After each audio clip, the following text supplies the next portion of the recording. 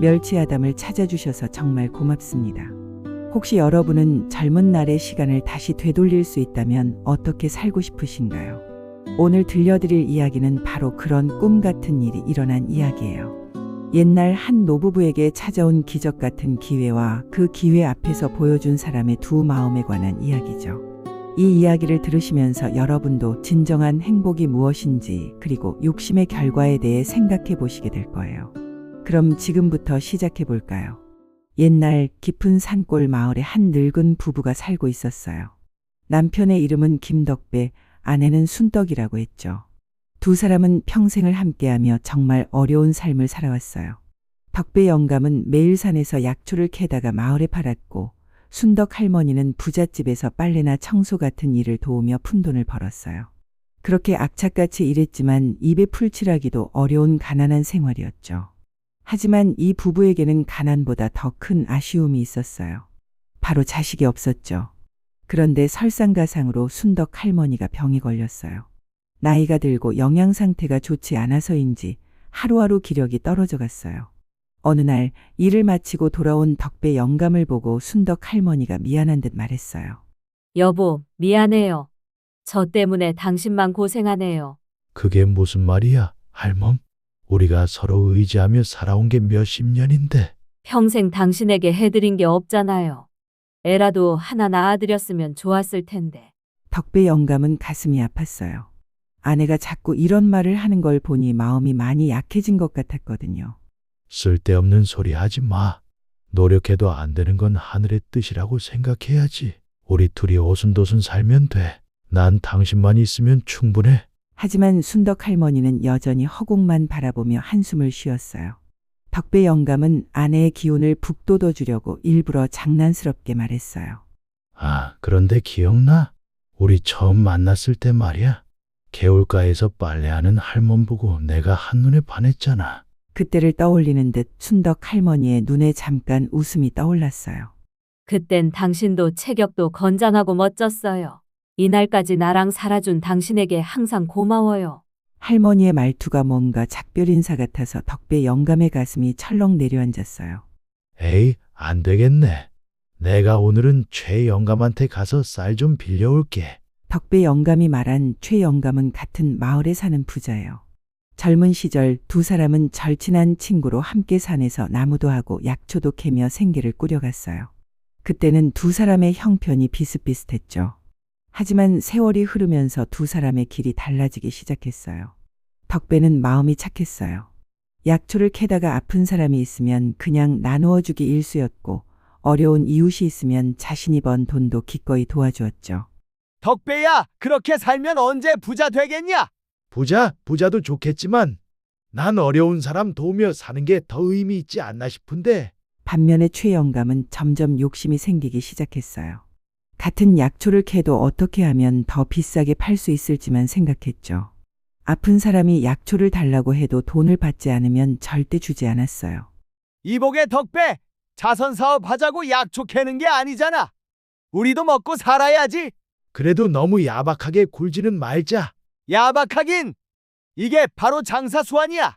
아픈 사람들 약점을 잡고 바가지를 씌우는 건 좀 그렇지 않나? 난 그렇게는 못하겠어. 에이, 그게 뭐가 나빠? 돈 벌 기회인데. 이렇게 몇 년이 지나자 두 친구의 처지는 완전히 달라졌어요.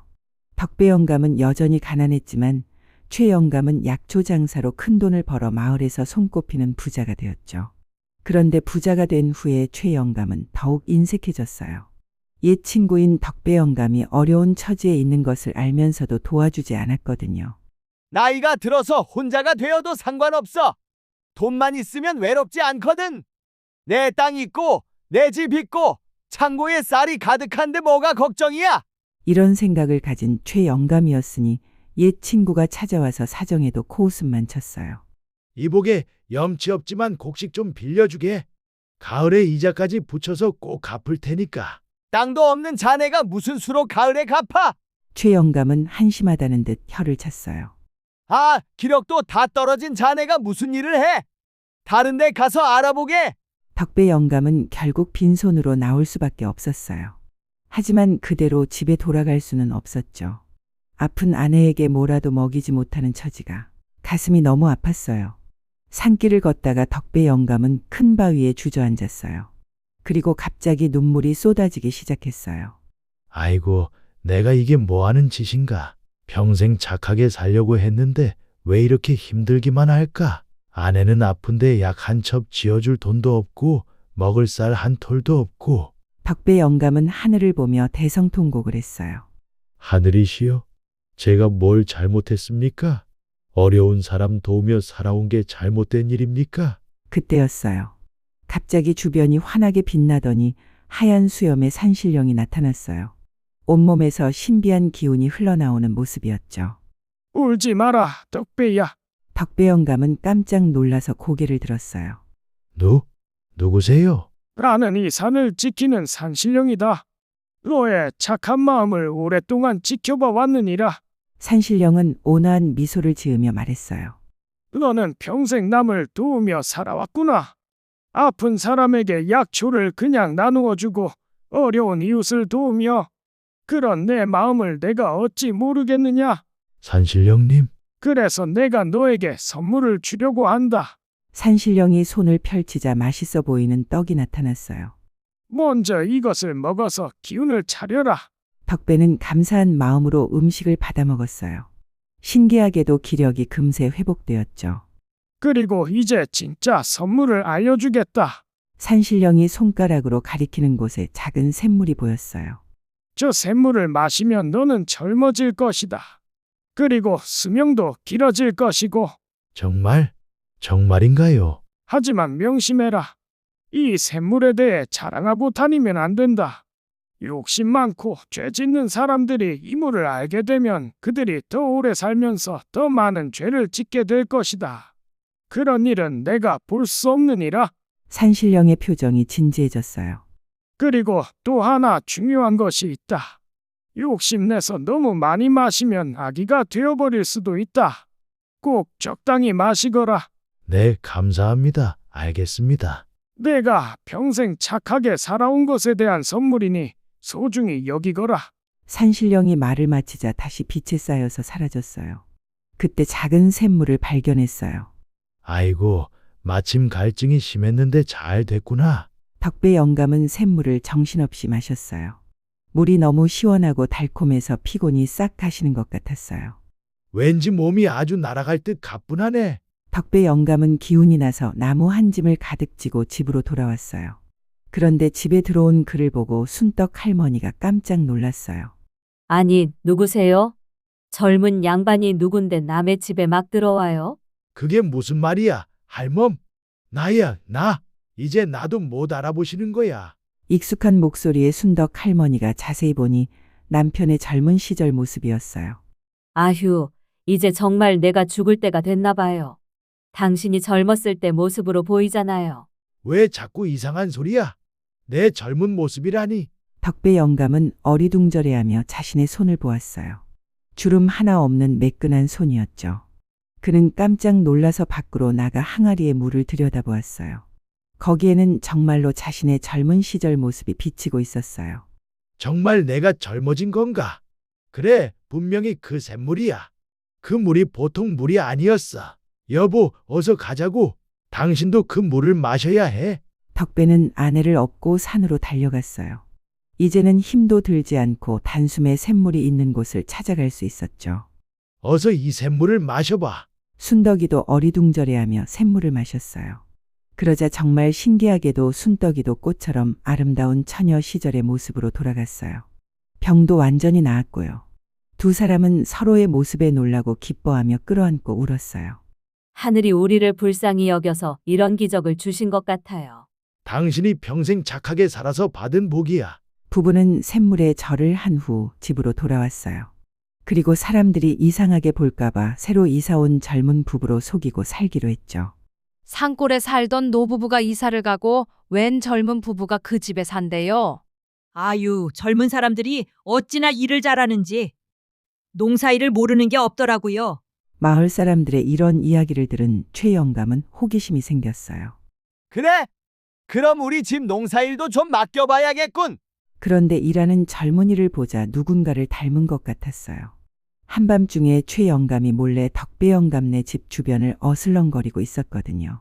낮에 보기엔 분명 새로 이사 온 젊은 부부 같았는데 남자가 어쩐지 옛 친구 덕배와 꼭 닮은 것 같았어요. 이럴 수가! 부부가 모두 젊어졌군. 사람들 눈은 속여도 나는 못 속이지? 최 영감은 호기심을 참지 못하고 그날 밤 몰래 덕배 영감네 집 근처로 갔어요. 혹시나 해서 담장 너머로 귀를 기울여 보았죠. 그런데 방에서 들려오는 소리가 여보, 오늘 일 많이 힘들었죠? 괜찮아. 당신이 옆에 있으니까 전혀 안 힘들어. 어쩜 이렇게 예뻐? 아이고, 이렇게 젊어지니까 좋은 게. 예전에는 허리도 아프고 그랬는데 지금은 날아갈 것 같아요. 그리고 당신도 훤칠하니 젊었을 때 그대로여서 내 마음도 자꾸 설레네요. 당신도 그랬어. 나도 그런데. 자꾸 밤이 기다려줘. 하늘이 우리에게 다시 기회를 주시다니. 이게 꿈인지 생신지 지금도 신기하다니까. 앞으로는 더 사랑하면서 알콩달콩 살자고. 그리고 이어서 들려오는 건 젊은 부부의 다정한 속삭임과 웃음소리였어요. 최 영감은 담장에 기댄 채 그 소리를 들으며 가슴이 막혔어요. 자신은 평생 혼자 살면서 돈만 모았는데 저들은 젊어져서 다시 사랑을 나누고 있다니. 질투와 부러움이 동시에 밀려왔어요. 내 전 재산이라도 줄 테니 나도 저런 젊음을 갖고 싶다. 최 영감은 그날 밤 잠을 이루지 못했어요. 젊은 부부의 행복한 모습이 계속 머릿속에 맴돌았거든요. 다음 날 아침 최 영감은 결심을 하고 덕배네로 찾아갔어요. 여보세요. 젊은 양반. 최 영감님. 웬일이세요? 덕배는 당황했지만 모르는 척했어요. 이보게. 혹시 자네가 그 덕배 아닌가? 덕배요. 덕배가 누군데요? 아니야, 아니야. 그럴 리가 없지. 최 영감은 한참을 덕배를 뚫어져라 쳐다보더니 갑자기 무릎을 꿇었어요. 제발 부탁이야. 나도 젊어지고 싶어. 어젯밤에 다 들었어. 자네들이 젊어진 얘기 말이야. 들켰다는 생각에 덕배는 깜짝 놀랐어요. 그리고 자네들의 다정한 모습도 보았어. 아, 나도 그런 젊음으로 되돌아가고 싶네. 최 영감의 눈에 눈물이 맺혔어요. 내가 평생 모은 재산을 다 줄 테니 제발 나도 젊어지는 방법을 알려다오. 내가 잘못 살았어. 이렇게 늙어 죽기엔 너무 억울해. 최 영감은 정말 처절하게 매달렸어요. 다시 젊어지면 착하게 살아보겠어. 장가도 가고 아이도 낳고 어려운 사람도 도우면서 말이야. 덕배는 잠시 고민했습니다. 산신령님께서 아무에게도 알려주지 말라고 하셨는데 하지만 최 영감이 진심으로 뉘우치고 착하게 살겠다고 하니까 이제는 말해줘도 되겠지? 알겠네. 사실은 내 젊음의 비결은 산에서 나는 신비한 샘물 덕분이네. 덕배는 산신령을 만난 이야기와 젊음의 샘물에 대해 모든 걸 털어놓았어요. 젊음의 샘물이구먼. 최 영감의 눈이 번쩍 빛났어요. 하지만 꼭 기억하게나. 적당히 마셔야 하네. 너무 많이 마시면 큰일 날 걸세. 알겠네. 알겠어. 고마워, 덕배. 최 영감은 서둘러 산으로 향했어요. 샘의 위치를 듣고 보니 자신이 전에 약초를 캐던 곳 근처라 쉽게 찾을 수 있었죠. 좋다, 좋아. 나도 얼른 젊어져야지. 최 영감은 덕배의 경고를 무시하고 샘물을 덜컥덜컥 계속 들이켰어요. 다음 날까지도 최 영감은 산에서 돌아오지 않았어요. 덕배 부부는 걱정이 되어서 산에 올라가 보기로 했죠. 신비한 샘 쪽으로 갔는데 웬 아기의 울음소리가 들렸어요. 최 영감의 큰 옷 속에서 갓난아기가 울고 있었어요. 아니, 설마 저 아기가 최영감? 최 영감이 너무 욕심을 부려서 샘물을 모두 마셔버린 바람에 갓난아기가 되어버린 거였어요. 덕배는 한숨을 쉬며 말했어요. 역시 욕심을 부리다가 이런 일이. 산신령님께서 경고하신 게 이런 뜻이었구나. 순덕이가 걱정스럽게 물었어요. 여보, 이제 어떡하죠? 우리가 데려가서 키워야지. 이 일이 내 탓도 있으니까. 내 탓이요? 내가 산신령님의 경고를 제대로 전하지 못했어. 그리고 무엇보다 이 아이가, 아니, 최 영감이 이번에는 정말 바르게 자라도록 가르쳐야 해. 순덕이도 고개를 끄덕였어요. 맞아요. 이번 기회에 욕심 부리지 않는 착한 사람으로 키워야겠어요. 그래, 우리가 책임지고 올바르게 가르치자. 부부는 갓난아기를 조심스럽게 안고 집으로 돌아갔어요. 그런데 정말 신기한 일이 벌어졌어요. 몇 달 후 순덕이의 배가 불러오고 태동이 느껴졌어요. 평생 아이를 간절히 원했던 부부에게는 꿈만 같은 일이었죠. 여보, 정말 꿈인가요? 우리에게 아이가 생겼다니.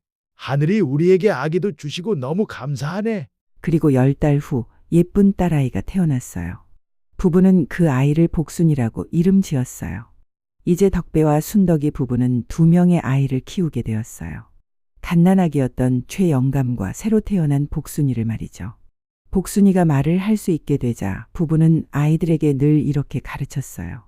복순아, 모든 일에 너무 욕심을 부리면 안 된다. 네, 어머니. 그리고 어려운 사람이 있으면 도와줘야 한다. 왜요, 아버지? 우리도 어려울 때 도움을 받고 싶잖아. 그러니까 우리가 먼저 남을 도와주는 거야. 복순이는 정말 착한 아이로 자랐어요. 그리고 신기하게도 최영감에서 아기가 된 막내도 욕심 많았던 전생과는 완전히 달랐어요. 누나, 나 배고파. 그래? 내가 나눠줄게. 고마워, 누나. 아이들은 서로 나누고 배려하는 마음을 가지고 자랐어요.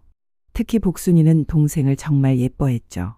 시간이 흘러서 복순이는 16이 되었고 막내는 15이 되었어요. 두 아이 모두 마을에서 가장 착하고 효성스러운 아이들로 소문났죠. 어느 날 복순이가 부모에게 물었어요. 엄마, 아빠, 우리 막내 동생은 정말 제 친동생이 맞아요? 왜 그러니? 얼굴이 저와 전혀 안 닮은 것 같아요. 덕배와 순덕이는 고민에 빠졌어요. 아이들이 클수록 진실을 말해야 할지 고민이 되었거든요. 어려운 상황에서 우리가 데려와서 키운 거야. 하지만 우리에게는 진짜 자식과 다를 바 없단다. 복순이는 이 말을 듣고 더욱 동생을 아꼈어요. 그럼 더더욱 잘해줘야겠네요. 동생이 외롭지 않게요. 한편 막내도 자신의 출생에 대해 알게 되었지만 전혀 상처받지 않았어요. 누나, 어머니, 아버지 저를 이렇게 사랑해 주셔서 고마워요. 저는 정말 행복해요. 우리도 너가 있어서 정말 행복하단다. 막내야.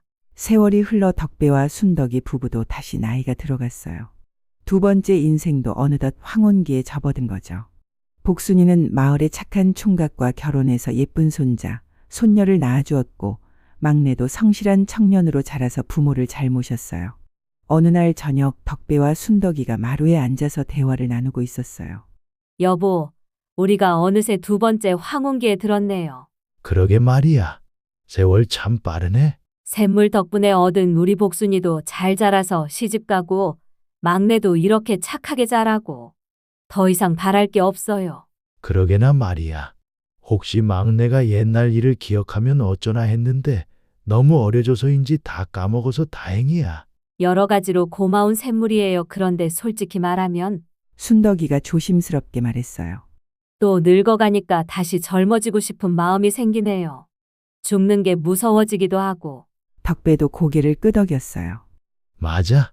이게 사람 마음인가 봐.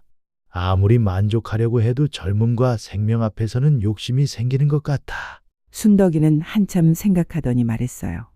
여보, 이렇게 되고 보니 깨달은 게 있어요. 뭔데? 세상에서 가장 중요한 건 돈도 명예도 아니었더라고요. 바로 내 생명이었어요. 덕배도 진지하게 고개를 끄덕였어요. 맞아. 아무리 많은 걸 가져도 생명이 없으면 소용없으니까. 그런데 후회되는 게 있어요. 젊었을 때 더 즐겁게, 더 감사하며 하루하루를 최고의 날로 살지 못한 것 말이에요. 아, 그러게. 우리 첫 번째 인생 때는 너무 근심 걱정만 했지. 순덕이가 한숨을 쉬었어요. 맞아요. 가난하다고, 자식이 없다고, 남들이 뭐라고 할까봐. 그런 미움과 걱정으로 쓸데없는 시간을 너무 많이 보냈어요. 2번째 인생에서는 좀 나았지만 그래도 여전히 아이들 걱정, 미래 걱정만 하면서 살았던 것 같아. 지금 생각해보니 그때 그 시간들이 얼마나 소중했는데 매일매일이 기적 같은 선물이었는데 말이에요. 덕배도 아쉬운 표정을 지었어요. 그러게. 이제는 하고 싶은 것도 많고 더 잘 살 수 있을 것 같은데 정작 기운이 없어서 못하겠어. 몸이 따라주지 않으니까 안타까워요. 젊을 때는 몸은 멀쩡한데 마음이 우둔했고 지금은 마음은 밝아졌는데 몸이 늙어버렸네요. 두 사람은 마음속으로는 서로에게 깊이 감사하고 있었죠. 그날 밤 부부는 손을 잡고 마루에서 별을 보며 지난 날을 회상했어요. 여보, 우리 첫 번째 인생에서는 가난하고 자식도 없어서 힘들었지만 두 번째 인생에서는 정말 행복했어요. 그래, 샘물이 우리에게 준 건 단순히 젊음만이 아니었어. 사랑하는 아이들과 함께할 시간, 그리고 진정한 가족의 의미를 알게 해준 거야. 최 영감도 처음에는 욕심 때문에 실패했지만 결국 우리 아들이 되어서 올바르게 잘 자라줬으니까 다행이야. 사람은 몇 번째 인생을 살든 중요한 건 어떻게 사느냐인 것 같아. 혹시 여러분에게 젊음의 샘물 같은 기회가 온다면 어떻게 하시겠어요? 욕심을 부릴 건가요? 아니면 충분히 마셨다면 감사와 만족하실 건가요? 저는 이 이야기를 들으면서 지금 현재 내가 가진 것들에 감사하는 자세가 복을 유지하는 비법이라는 생각이 들었어요. 건강한 가족, 쉴 수 있는 집, 그리고 여러분과 함께할 수 있는 이 시간까지 모든 게 소중한 선물이라는 생각이 들어요. 그리고 최영감처럼 욕심 때문에 친구를 저버리거나 남을 무시하는 일은 없어야겠다고 다짐하게 되었어요. 진정한 부는 돈이 아니라 사람과의 관계에 있다는 걸 잊지 말아야겠어요. 혹시 지금 힘든 일이 있으시더라도 포기하지 마세요. 덕배와 순덕이 부부처럼 서로 의지하고 사랑한다면 어떤 어려움도 이겨낼 수 있을 거예요. 그리고 언젠가는 반드시 행복한 날들이 찾아올 거예요. 이런 따뜻한 이야기가 마음에 드셨다면 좋아요 버튼 꾹 눌러주시고 구독과 알림 설정도 부탁드려요. 여러분의 관심과 사랑이 더 좋은 이야기를 들려드릴 수 있는 원동력이 됩니다. 댓글로는 여러분이 가장 소중하게 생각하는 것이 무엇인지, 그리고 오늘 이야기에서 가장 감동받은 부분을 함께 나눠주세요.